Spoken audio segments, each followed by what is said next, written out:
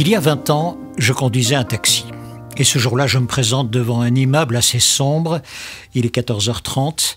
Il y avait de la lumière à une fenêtre du rez-de-chaussée.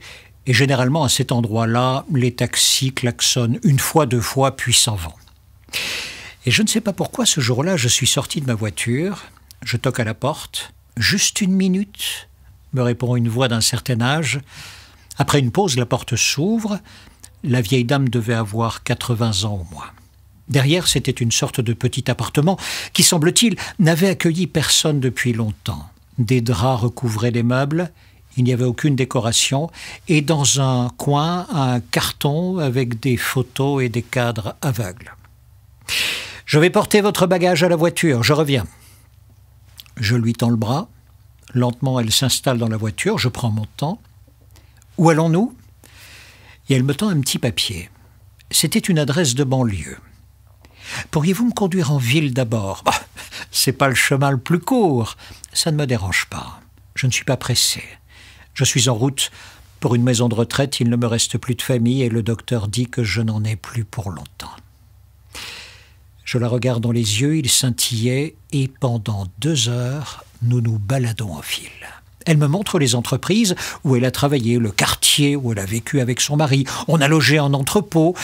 Avant, c'était une salle de danse, m'a-t-elle confié. C'était là où j'allais danser quand j'étais jeune fille. Parfois, elle me disait de ralentir devant un immeuble.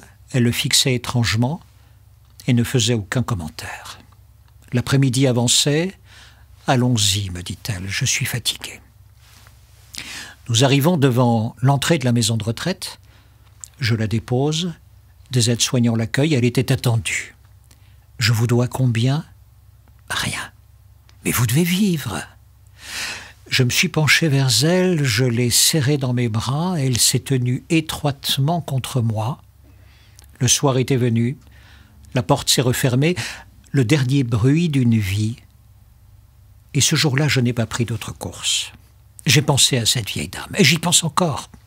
Je crois que de ma vie, je n'ai jamais fait quelque chose de plus important que ce jour-là.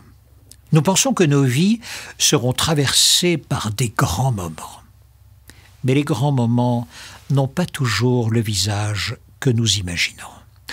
On ne se rappelle pas toujours ce que nous avons fait, ce que nous avons dit, mais on se rappelle toujours comment on s'est senti dans ces moments-là.